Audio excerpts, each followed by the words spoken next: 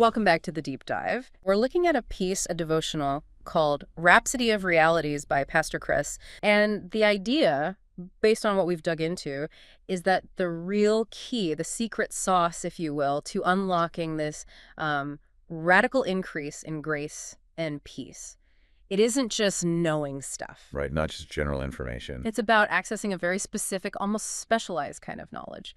So we're going to have to drill down into the original Greek a bit. We do, because sometimes the difference between just, understanding something intellectually and really mastering it, it really does hinge on one particular word. Okay, so lay out the verse for us. Sure. Peter writes it to people who share the same precious faith, and it's this huge promise. He says, "Grace and peace be multiplied unto you through the knowledge of God and of Jesus our Lord." Okay, so knowledge. When I hear that in English, my mind immediately goes to like facts, information, things I learned. That's the default, isn't it? Intellectual awareness, maybe theological facts you've memorized. But here's the twist we found in the source material. If Peter just meant that kind of general knowing, there was a common Greek word ready for him to use, right? Gnosis. Exactly. Gnosis is that everyday word for intellectual knowledge. Yeah. Facts, figures, data collection in your head. But he didn't use it. That's the core thing here. He didn't. He deliberately chose a much more specialized term, epignosis. Epignosis, okay. And you have to appreciate how intentional that choice feels. Epignosis isn't casual acquaintance. It's not just knowing about something. So what is it then? The sources define it as a knowledge that is full, deep, and exact. But here's the crucial part. It's knowledge that you gain that gets established through relationship and intimate experience. Okay, relationship and experience. That feels like the dividing line. Let's unpack that. Yeah. So if I, say, read 10 biographies about a historical figure, I learn a lot about them. I get the facts. That's gnosis. That's gnosis. Perfectly put. You have the intellectual data. You know the dates, the events, maybe even quotes. But I don't actually know them, not in a relational way. Precisely. Yeah. You might know all the surrounding information, the theory, the structure, but that doesn't mean you've truly connected with the reality of it or internalized it. Epignosis, on the other hand, is the kind of knowing that builds a bridge. It relates directly with the object being known. It closes the gap between the facts in your head and the actual experience. And this isn't just like a fun linguistic detail. The sources are pretty clear. The stakes are really high here. Incredibly high. This specific type, this epignosis, this relational knowledge, that's what allows grace and peace to be multiplied. So why isn't the regular kind gnosis enough? Why doesn't that multiply things? Well, think about it this way. General knowledge, gnosis, is mostly external. It informs you from the outside. Okay. But this idea of multiplied grace and peace, that sounds like something internal, something that needs control, transformation within you. Okay. One is just information. The other is like establishment, integration, mastery even. Exactly. Mastery. And that leads us to this fantastic analogy one of the texts uses to make it concrete. Oh, yeah, this was good. The football analogy. It really paints a picture, doesn't it? It contrasts someone who knows the science of a football with a master player who actually controls it. Describe the master player first. The text paints this picture of someone with just astonishing skill. Yeah, the professional. They handle the ball, and it looks effortless, almost like magic. And the source says they reach this point where the ball isn't just, stitched leather anymore. It says they've kind of made friends with it, that it gains a personality. Yes. That phrase, gained a personality, really captures it. It implies this deep, almost personal connection. Like an instinct. They know how it'll react on wet grass, how spin affects it, the tiniest pressure. That kind of control comes from more than just practice, the source suggests.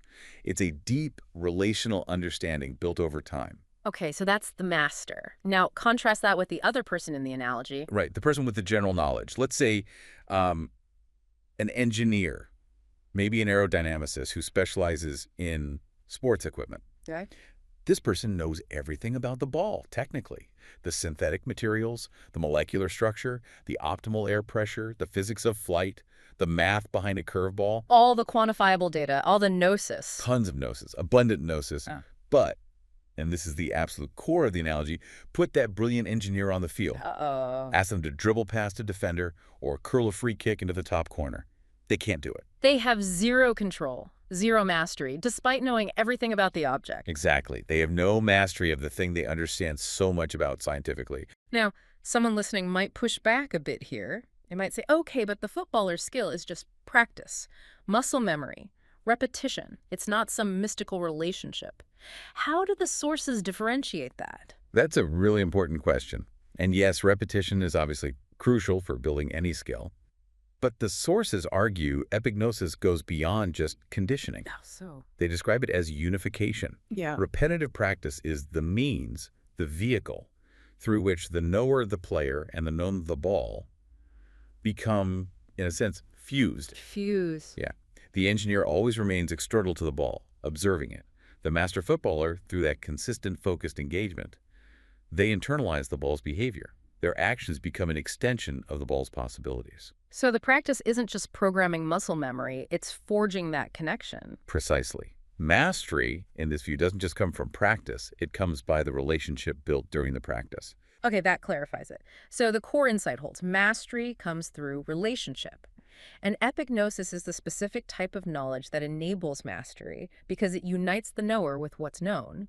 It takes you beyond just the external facts into internalizing the reality deeply enough that you gain, well, control, command. Exactly. It's the difference between, say, understanding the theory of flight and actually being able to pilot the plane. One is information, the other grants dominion. Dominion, that's a strong word. It is. And the sources are really clear. This kind of dominion, this mastery born of epignosis, is what's needed for that multiplication of grace and peace. Which brings us to the next big question then. If epignosis is so important and it requires this deep relationship, how do you actually get it? How do you cultivate it? You can't just download it, like you said. No, you definitely can't. It has to be grown, cultivated. And the texts point to a primary mechanism: diligent, focused meditation on the word. Okay, meditation. But we need to be careful here, right? Because people hear meditation and think, maybe just sitting quietly, repeating things. Right, it often gets interpreted passively. Quiet reflection, maybe chanting a phrase. But if epignosis leads to mastery and control, which requires action and relationship, then this meditation must be something more active, surely. It has to be. And it is. The sources imply that the key transformation happens when the knowledge moves from just being theory, just information you agree with, to becoming intensely personal. Personal? How? Through the process of this meditation, which involves internal wrestling, it's about applying the concepts, testing them in your experience, working with them until they stop being abstract ideas out there. And start becoming real in here. Exactly. Until they move from being external instructions to being internal drivers of how you actually act and react. So going back to the analogy, meditation isn't just knowing the ball's dimensions. It's taking the ball out onto the pitch day after day, rain or shine, kicking it, feeling it, experimenting. Until you can control it, even in the dark, like you said earlier. It has to become a lived reality that shapes your actions, not just a fact stored in your memory. Okay, so when someone makes that leap, when the knowledge gets truly established through that active relational process, the sources say there are specific results, right? Specific outcomes. Yes, 3 major transformative outcomes are detailed. And this is really the payoff, the reason why you'd pursue this deeper knowledge. Let's break those down. They really show the difference this makes. What's the first big benefit? The first one is that this knowledge, epignosis, establishes you. Establishes you, like makes you stable. Think of a huge tree with deep roots. General knowledge gnosis might be like scattering some fertilizer on the surface. Helpful maybe, but easily washed away. Right. Epignosis, though, sends down those deep, strong roots. So when challenges come, when storms hit, intellectual agreement might waver. But this relational knowledge provides an unshakable foundation, stability. You become solid, not easily knocked over by circumstances or doubts. Exactly. It's established, firmly planted. That sounds incredibly valuable, especially today. Okay, what's the second outcome? This ties back to the verse itself, doesn't it? It does, directly. The second benefit is that epignosis causes grace and peace to be multiplied in your life. Multiplied, not just added. That's the key word again. Yeah. Multiplication suggests, exponential growth, a geometric increase, not just 1 + 1. So what does that look like practically? More grace, more peace? Grace being that divine enablement, that favor working for you, and peace being that internal calm and wholeness, even when things outside are chaotic. Epignosis acts as the catalyst that takes those resources and just expands them exponentially in your actual experience. Wow, so you don't just have some peace that starts to proliferate. It takes over more territory in your life. That's a great way to put it. The relationship, the epignosis, becomes the channel, the conduit for that multiplied flow. Okay, that makes sense. Establish, multiplied grace, and peace. And then there was a third outcome you mentioned. This one sounded quite dramatic. It did. The third result is that your life will blossom, and you'll become a wonder to your world. A wonder to your world? What does that mean? Like, people are just amazed by you. It suggests becoming an observable anomaly, in a good way. When this inner reality of deep relational knowledge takes root and grows, it inevitably produces external results. That's the blossoming. So, tangible results that others can see. Yes. Where others might be struggling, stressed out, limited by circumstances, the person operating from epignosis demonstrates this undeniable level of, well, mastery, skill, control, calm effectiveness. And that makes them a wonder, because it's unusual. It's unusual because they seem to have dominion over situations that normally dominate people. Their life becomes a living demonstration of what's possible through this deeper connection. It's like the difference between the engineer explaining physics and the master architect building something breathtaking that seems to defy gravity. You see the mastery in the result. Exactly. It's not just an internal feeling anymore. It's an external display of control, resilience, command, because the knower and the known have become so unified. So, bringing this all together for someone listening, the message from these sources seems really direct. Very direct. It's a call to action, isn't it? Stop treating important things, whether spiritual truths or even practical skills, like they're just information to be collected. Right.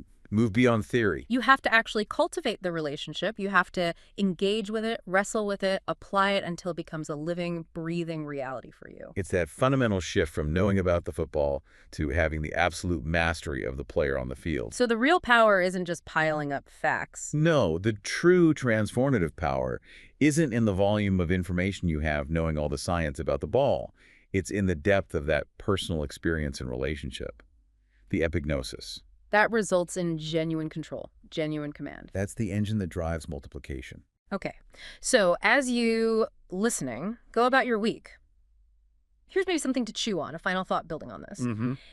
If this relational mastery, this epignosis, really is the key to control and multiplication, what area of your life? Or maybe your work. Could be a professional skill, a creative thing, even a personal habit. Yeah, where are you stuck? Where are you still just looking at the blueprints, stuck with the theory, the gnosis? And how could you start, maybe this week, to cultivate a deeper, more personal, hands-on relationship with that thing? Moving from just knowing about it to aiming for that genuine, maybe even astonishing mastery. That's something for you to explore. That's an excellent application, a real challenge. Well, thank you for joining us on this deep dive into, really, the power packed into a single specific word. It's fascinating stuff. It really is. We'll catch you next time on The Deep Dive. For more information on how you can grow spiritually using Rhapsody of Realities, please visit our website, www.rhapsodyofrealities.org, or you can also visit rin.rhapsodyofrealities.org/salvation. Thank you.